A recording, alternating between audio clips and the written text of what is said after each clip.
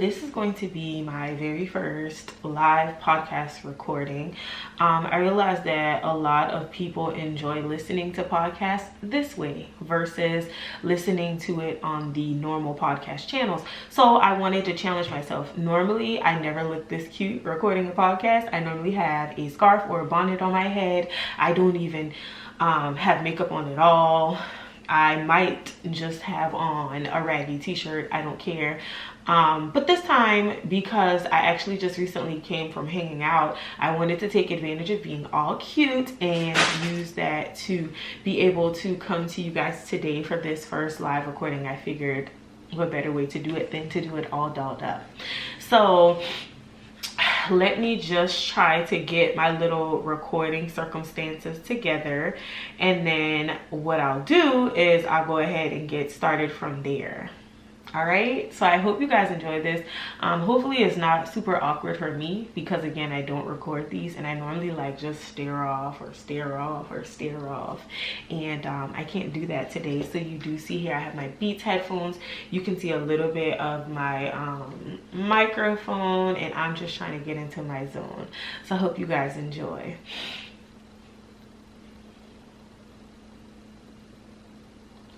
All right, so today's episode is going to be entitled, Are You Connected? Now, most often when people discuss connections, it's more so about being attached to something. A lot of the time, it's definitely more of a physical connection. But life has spiraled so much for me in the last couple of weeks that I've had to truly evaluate like what being connected truly means to me, Jessica.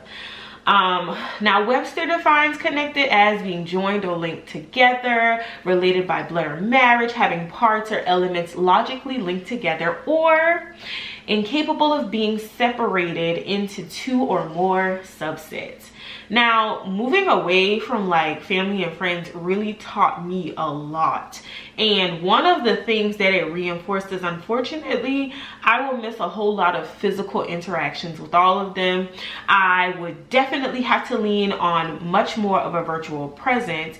And when that's your reality, it's actually harder to maintain like the normal authenticity of a relationship, because you don't have those instances where you are in the same place at the same time, sharing these special moments like you normally would. Now, beyond that, it also requires that you are a lot more intentional when it comes to the time that you actually spend with people together in a physical sense. Beyond that, it teaches you like what relationships in your life are actually valuable, and then it shows you the organic interests of the people that you interact with, which I think is like extremely important. It gives you that sense of understanding of like who values you as much as you value them, who cares to be present, who cares to show up for you, who cares to make time for you, and who just values you as a person, as a part of their whole in their world. Now, I will say beyond that, like, this recent experience has definitely taught me that there are a lot of different connections just in exploring how I'm connected to someone. Now, of course, the most obvious way to be connected to someone is emotionally. And so that's when like feelings get involved. And that's when, you know, missing them becomes like this damper on your world, or disagreements are heavy, or you just start to, you're so in sync from a feelings perspective that like when things are wrong, you're just able to tap into it immediately. You're able to really say, whoa, something's going on here. I really need to check on this person and see like, where are they? Am I reading this wrong? Is this the wrong interpretation? It just gives you, you have the like this additional sense in the development and evolution of that relationship, and it kind of pulls you to identify issues, problems, distant, all of the above. Now, beyond that, of course, there's the physical connection that you have with people, and it's just those people that are like, every time you're in the room with them, it's an amazing time. Like, it's a vibe. It's an experience. You are drawn to this person. They have an aura about themselves that just makes them so important to your world. Now, the next way that you can be connected with people is on a spiritual level. And to be honest with you, I feel like my spiritual connections are the things that probably I don't give enough attention to, if I'm just being transparent, because I feel like my spiritual existence in general is one that's ever evolving. And honestly, in the last couple of years, I've seen it grow in a lot of different ways. But I also think that like I'm very sensitive to exposing other people to the spiritual existence of who I am. Not because I feel like it's problematic, but simply just because I realize that like my relationship with Christ is my relationship with Christ. It has nothing to do with anybody else. And I don't want the experiences that I have with other people, or even the statements or even the explanations that other people give me, to have any level of influence on my walk with Christ. Now, I know that might be real deep for some people. Like, it's not even as serious as what a lot of people would say, but like, that's just where I am. Like, I'm very protective of that space because I want to nurture it the way that I want to nurture it, and I'm seeing the growth and progress in that area. I feel like with spiritual connections, it has a lot to do with like being connected to people that help you develop a hunger for Christ, or develop a hunger for the relationship with Christ, or develop a hunger to learn more about how you can improve your spiritual walk. It's like this thirst to make your relationship with Christ better. It's this thirst to be an influence to others. It's this thirst to gain the knowledge to then be able to like pour it into other people. It's something that it's really a thirst. That's all I can say. If you don't understand that, then we'll just have to move on to the next connection. So the next connection is a professional connection. I feel like that's probably the most obvious one. These are the people that you're connected to from the standpoint of like a mentor, or someone that has some level of a professional influence over your life. You know, we can take it further than that, and we can start to say those people that you actually work with, professional connections. Or maybe someone that you came in contact with because of some professional organization, some kind of conference. You know, it's always cool when you're able to like make connections with people. And let's start to take it further than that. People that work in the same industry, from a collaborative purpose, maybe even other entities that you've had to work cross-functionally with, just to be able to get certain things done within your role. Quite naturally, that's the most obvious of them all. A financial connection. This is a deep one. Come on in, y'all. Listen to this closely. So on one end, a financial connection is someone, it could be someone that you have like spending interests. You know, y'all kind of spend your money on the same things, and so that's where you guys kind of find that connection. But then on the flip side of that, guess what? Those people that are always, they seem like they know your number the most when they need money, when they need to spend your money, when they're interested in what you can do with your money so that they can use it to their advantage. Like, the financial connections are like a two-way street, because it gets tricky very quick. Either we're both on the same page, we're living life, we're both spending our money to enjoy these experiences, or simply put, you trying to spend my coin, and I don't like nothing about that. And really, you have to start to think about like how your connections can kind of be detrimental to you, or how your connections are not, they're more self-serving for the other person involved. There's no level of mutualism. Now, there's the social connection that can get very tricky. Social connections. So I'll say this for me. I'm very aware of social connections, because I feel like social connections kind of include emotional, physical, spiritual, professional, and financial. It has a lot to do with how you interact with people, how you respond or react to people, how you feed off of other people's energy or attitudes or emotions, depending on the environment, the kinds of environments that you actually put yourself into.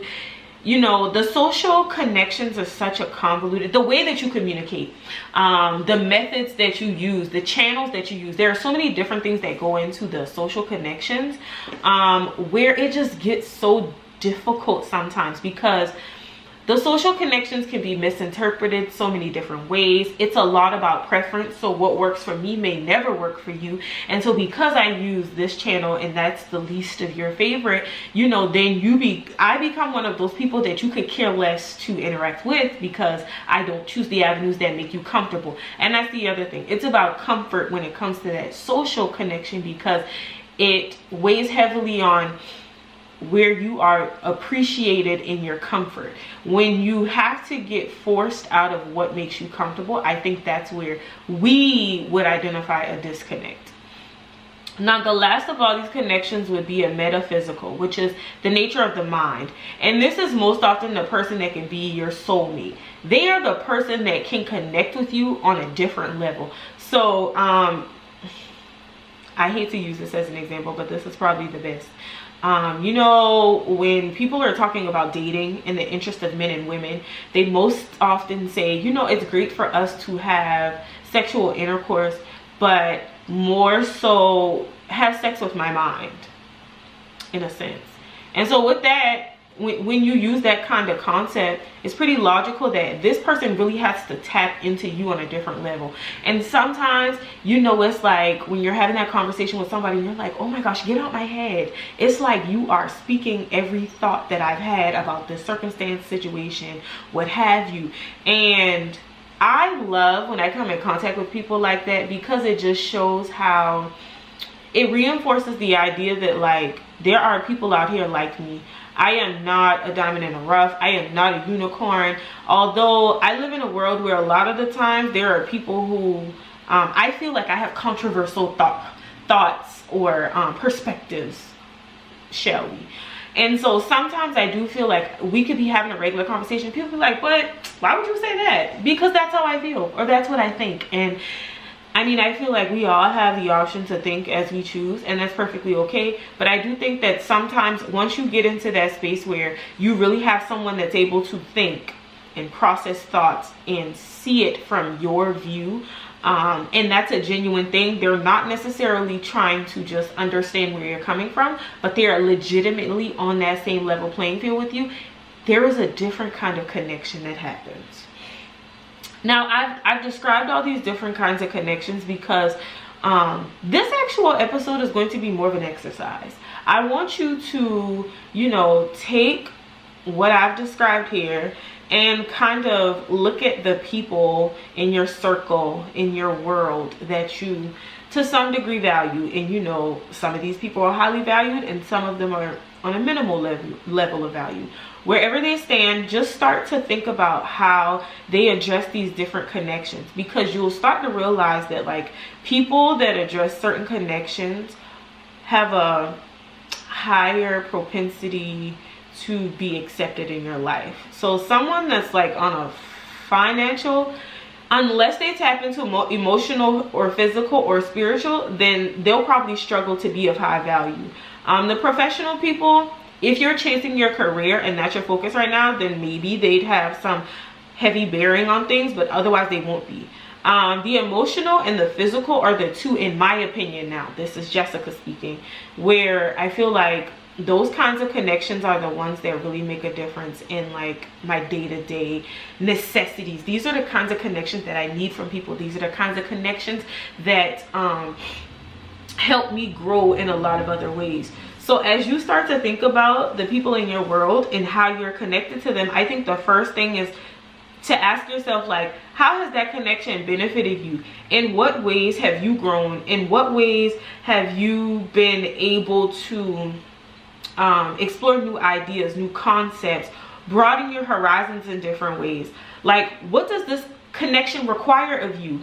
Is this a person that has become self-serving to the point where you know, you're working double time to maintain this connection, versus it being a mutual experience of work? Or maybe even take it further, maybe you just are at a point where, you know, this seems like a give experience. Beyond that, how does this connection make you feel?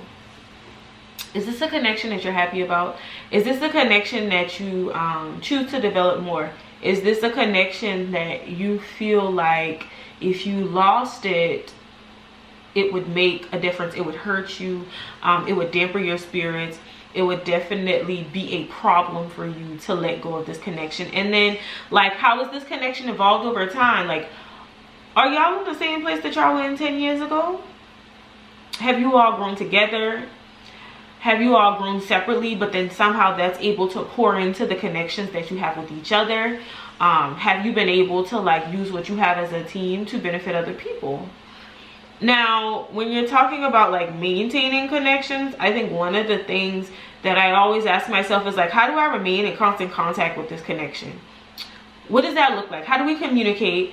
What's our cadence? How have we gotten to a place where we really understand what's necessary to keep us connected? And then beyond that, like, how do I continue to help this to be a positive experience? I think that's the struggle for me personally. I think that sometimes remaining in constant contact conflicts with this being a positive experience, just because sometimes, you know, you start to feel like you're doing more than the other person, and then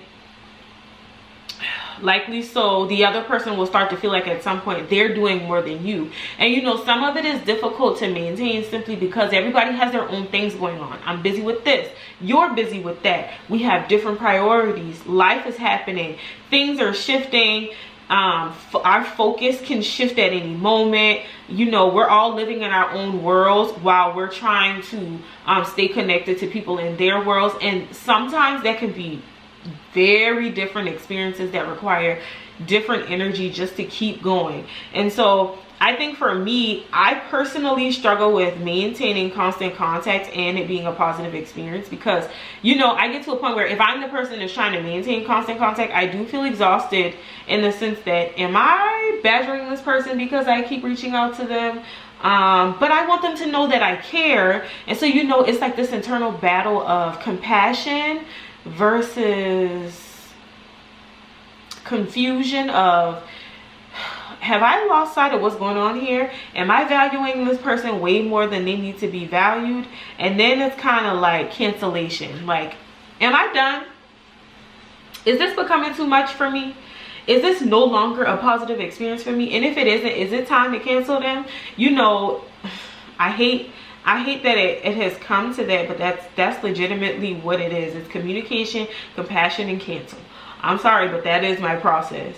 And I'm working on that, but that's just where I am. Now, as it relates to, like, deepening connections, I think that, like I said previously, this question remains the same in literally all three instances: evaluating, maintaining, and deepening connections. Like, in what new ways can we grow together? If we're deepening this relationship, it's great that we've grown in other ways, but let's flip the script here. How do we grow in new ways? How do we walk into uncharted territory? How are we able to really consider something that's very uncomfortable for the both of us? What's the challenge? What's the new challenge?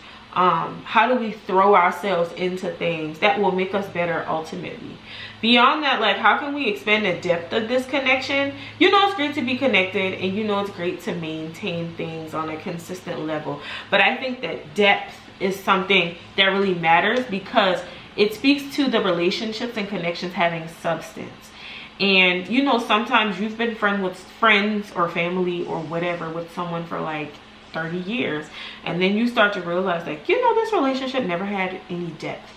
You know, it didn't have any substance, it didn't have any meaning beyond routine. And I know sometimes that we get really comfortable with things because that's what we're used to, it's normal. But what's the substance? If there isn't any, how can we add substance? If it's a meaningful connection, how do we add substance to it? If it's not meaningful, is it time for us to put that effort someplace else? You know, that's the harsh reality of all of this. And then how can we increase the mutual benefits? This entire discussion I've been saying, you know, it's not a self-serving experience. One person shouldn't benefit on their own. Now, I do understand that, like, you know, today it might be my time to be poured into. Tomorrow or next week it might be yours.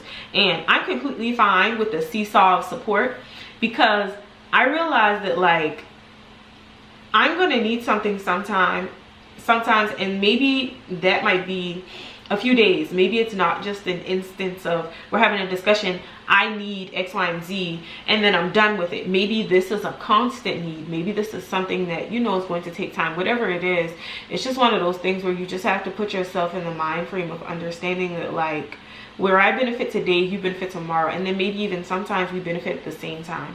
Because I think for me, my connections have showed me, like, seeing the growth of other people is so motivating for me, and it's such a benefit for me because it's able, it gives me like this line of sight into the concept that as you grow, I grow, as you win, I win, as you build, I build. But I guess you have to have that kind of mind frame in order to really understand what I'm talking about. Now, lastly, how can we extend the experience to others? So if this is an experience, if this is a connection that has been so amazing to your world, how are you able to share that with other people? You know, I think sometimes we get so caught up in what we have in our possessions and keeping it to ourselves, when really I feel like it's an opportunity for us to give that experience to other people.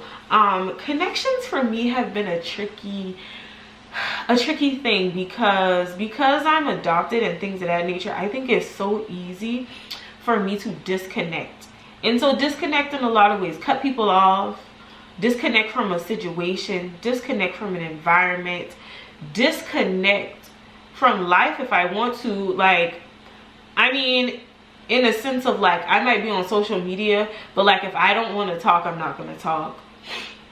If I don't feel like being around, I'm not going to be around. If I don't want to go, I'm not going. If I feel like this relationship is no longer working, we're not friends anymore.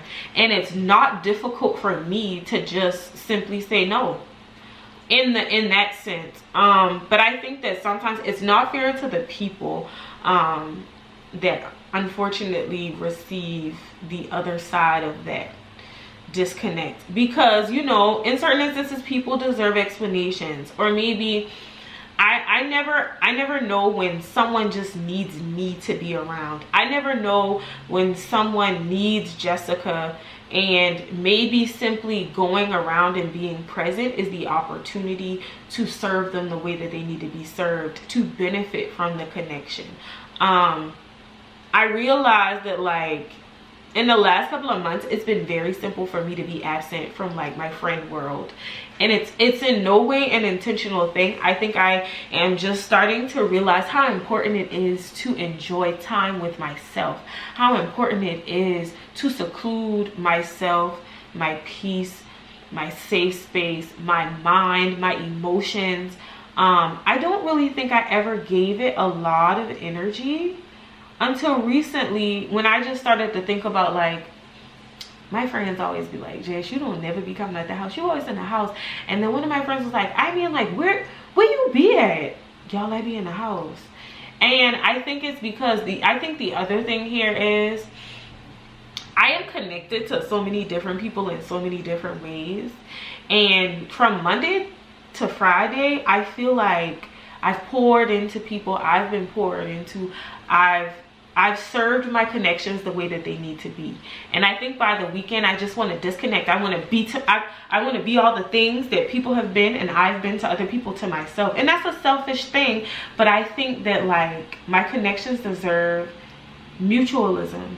And if I'm going to live in a self-serving experience on the weekends, then why subject the people around me to that? And I know, like, that might be a deep way to say you just want to stay home, but it's really bigger than what people think. So I hope this discussion has challenged you all to really think about, like, who you're connected to, how you're connected to them, the benefits of that connection, how that connection serves you, how you serve that connection, how those connections could be better. Are those connections toxic? And then beyond that, is it really time for you to simply